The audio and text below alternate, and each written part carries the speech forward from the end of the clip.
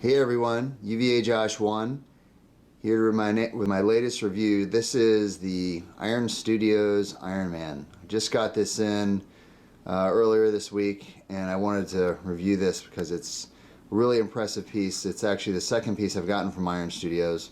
Got the Magneto diorama, which was also really nice, but I really find this to be, so far for me at least, their best piece. So let me get started right away with the review.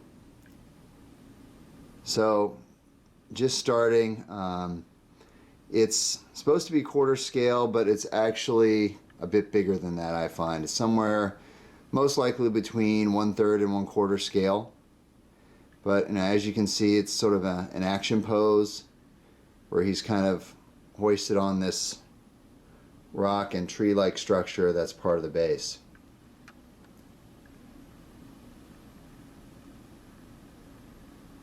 So it's overall really, really well done. And I'm going to get to the specifics in just a moment. So just starting on the sculpt and pose, really, really nice. It's got a light up feature, which I'll get to in a second. I'm just going to focus down on the base so you guys can see that. And I'm just going to rotate it around. So this is sort of a snowy rock tree base. It's really nice. It's heavy. Overall, this piece probably weighs in the 20-pound range. Really nice.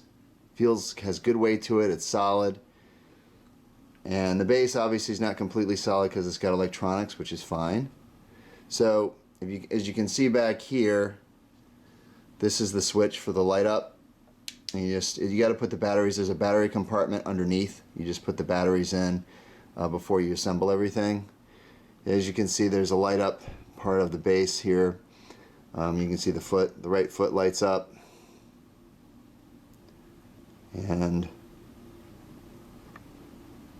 obviously the chest plate, both repulsors, and the eyes light up as well. So it's a really nice feature to have on any Iron Man piece. I think the light up feature is pretty darn key. So really nice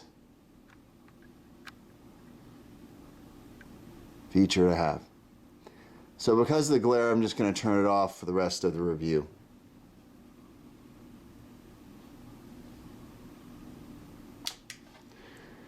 So getting back to the piece overall, the sculpt and the pose, I would give it a 9 out of 10, and the reason I'm not giving it a 10 is because of the size. And this is just for me. When I collect a quarter scale line, I want all my pieces to kind of fit together, and this is a little too big for quarter scale. Again, it's somewhere between quarter and 1/3, so I kind of wish it had been slightly more scale accurate, but again, that's a very, very small quibble.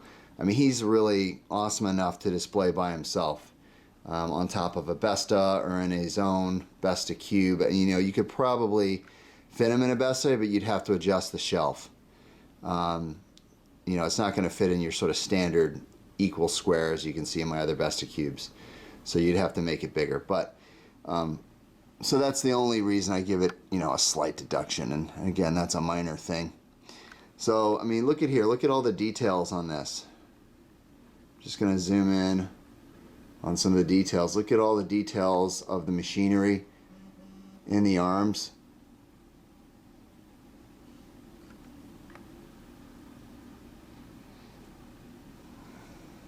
I mean, really, really nice.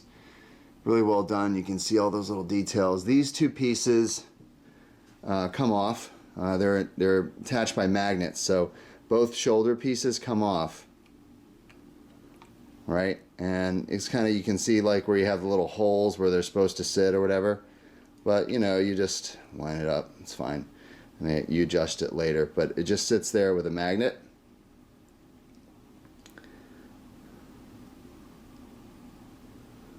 And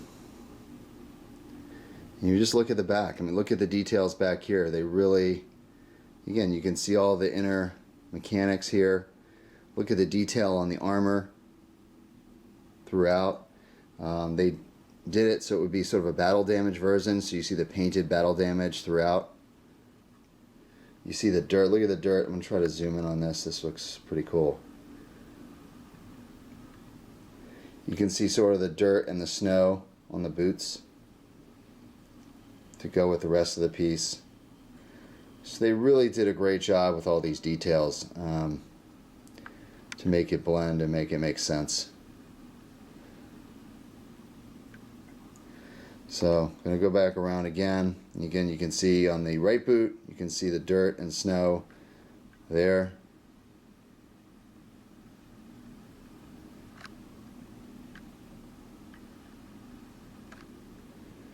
You can see that.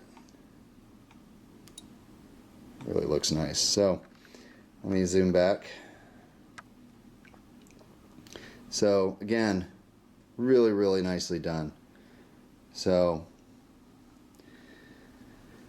it's a great piece by Iron Studios, and they're a relatively new company, but I'm really impressed with them. So the paint on him is really good. I don't see any issues at all. I don't see any bleeding or anything to me that looks like there are any flaws. This is just a little piece of dust or whatever, but I don't see any flaws on this at all in terms of paint. It's really tight paint lines. Again, they show the battle damage well. So, as far as the paint, I'm going to give it a 10 out of 10. No issues at all. It's perfect. As far as the production quality, this one I'm going to give a 9 out of 10, and the only reason I'm giving it that, and it's a minor thing, because it's really great quality and the packaging is good. Comes in a big brown box, of course, and the color box was okay. Wasn't a great color box, but so what? It's good enough. The styrofoam was good, it was well packaged. The only thing I'm giving it a slight deduction on for production quality is that it's a little hard to insert into the base. Okay, this you have to insert. There's a big peg here on the left foot that you gotta insert. It's a little hard to insert this into the base. You got it, and he's heavy, so you got to hold him steady, and it really takes some doing to get it inserted in the base. And I could see where it would be a problem, and you could easily chip the inside of the insertion point in the actual tree where the key is. It would be very easy to chip the edges there because it's very hard to get in there. So that's my one little minor quibble, and it's very, very minor. So it's better if you really take your time inserting him into the base, because again, it can be tough to get it in there. So on the details, it's great. Okay, the base is great, Sculpt is great, Iron Man's great, light up features great. 10 out of 10 on details. Okay, really no quibbles there at all. And then finally, my overall score on this guy, really great piece. Again, this is, to me, is one of the best Iron Man I've seen. And there have been a lot of Iron Man pieces made by Sideshow, made by XM, now obviously Iron Studios. In this scale, I don't really have a better Iron Man out there. I'm not the hugest Iron Man fan, but even Aver1, who's a good friend of mine, who's a huge Iron Man collector, thinks this is amazing. So that says a lot. So great piece. Overall, I'm giving him a 9.5 out of 10. Iron Studios Iron Man, 1/4 scale, but really more like between 1/4 and 1/3. So really great piece. I suggest you guys, if you have an opportunity to get one at a decent price, to pick him up. Really worthwhile having in your collection. And like I said, I'm not a big Iron Man collector. He's my only Iron Man piece at this moment. But I did used to own the Iron Man maquette from Sideshow, and I think this is nicer. So anyway, that's it for my review of Iron Studios Iron Man. Hope you guys enjoy, and as always, please like and subscribe, and don't hesitate to leave any comments. Hope you guys have a great Sunday. Take care.